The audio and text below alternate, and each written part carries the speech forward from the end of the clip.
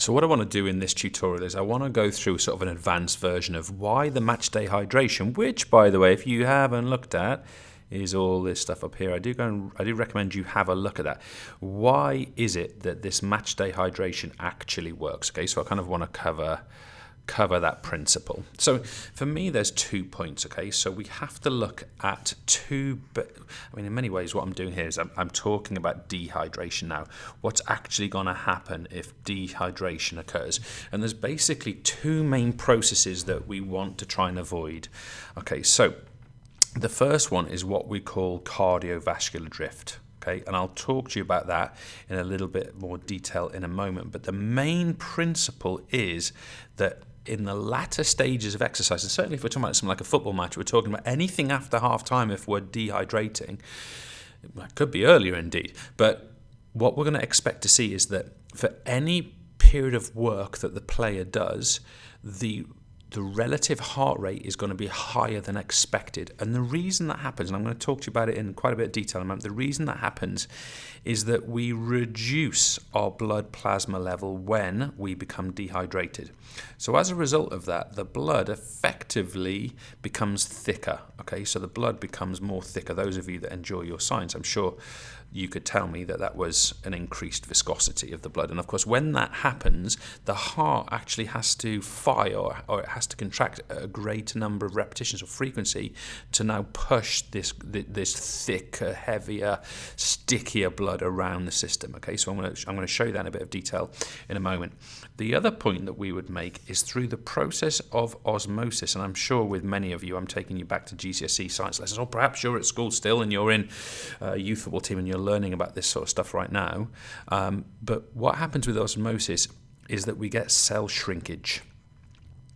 And of course, this is in the dehydrated condition. Okay, so we get cell shrinkage. The cell actually, sometimes we call it shriveling.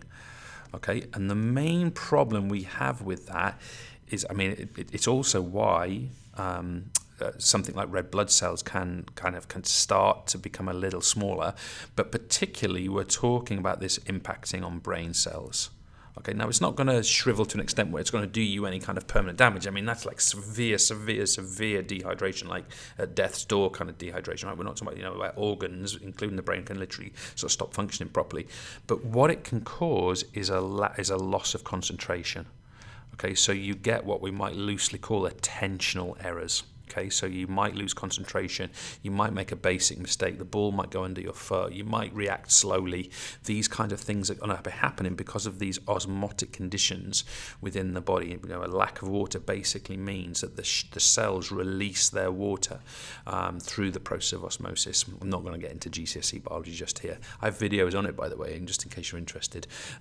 So that's what we're looking at. Now, I want to address this point here, okay, this cardiovascular drift point. All right, so basically if I just draw some very simplistic kind of heart rate curve, okay, so we've got heart rate over here, and let's do maximum heart rate is going to be in the region of 200, and maybe we've got kind of 150 here, 150, you get the idea, down to 0. What we'd expect, of course, and by the way, this is time in minutes over here. So what we'd expect to happen from sort of a footballer's heart rate is that before exercise it's going to be something around this level. Then what we're going to get is we're going to get the onset of the match, say, or it could be the warm-up, and of course what's going to happen is the heart rate's going to go up, and then if we were doing it like a steady state exercise, you'd expect the heart rate to kind of go like this, nice and flat. This would be submaximal. But what we're going to find, of course, in football, which of course is changing intensities, is you're going to get things like dips, you're going to get spikes. But notice here that the general trend is flat. If I was to draw a line of best fit there, it'd be, at least for this period here, it would be something like that. You've got kind of a flat heart rate response curve. But the problem is, what happens when we start to dehydrate is that actually you get this kind of shape over here. So if you now look at the line of best fit here, we've got the heart rate effectively increasing in that situation. And of course, what that means is that we're getting closer and closer and closer to our maximum heart rate range, which effectively means we're working anaerobically. Okay, and of course, what do we sort of expect with anaerobic work? Well, it means that you're going to fatigue. So by the fact that our blood plasma, the liquid in the blood, reduces, we get thicker blood, our heart rate has to start to go up. And as a result of that, we go towards more anaerobic work. And of course, in anaerobic conditions, what happens? So we might want to just sort of take loose account of is cramp.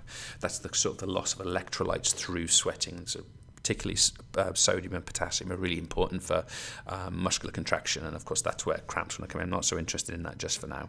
Now, the one thing I did want to do is I kind of wanted to show you a smart version of that curve that I just drew. So let's just sort of scoot down here. We've got it labelled here, but or lettered here. So obviously we're in bear with me a second. So we're in kind of here, we're in kind of rest conditions here.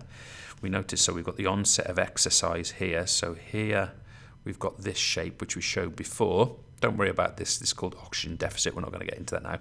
But the most important point is that here, look, we have what we'd call steady state exercise. So this is, for, like for someone who's doing like a jog, a steady state, non-change of intensity jog. But you notice here that the heart rate is stable for the work that's been done. But at this point here, we start to see that cardiovascular drift. Okay, we start to see that cardiovascular drift upwards. And basically, this is our CV drift experience, and it's caused by dehydration. What's it mean? It means that we get closer to our anaerobic zone. And what does that result in?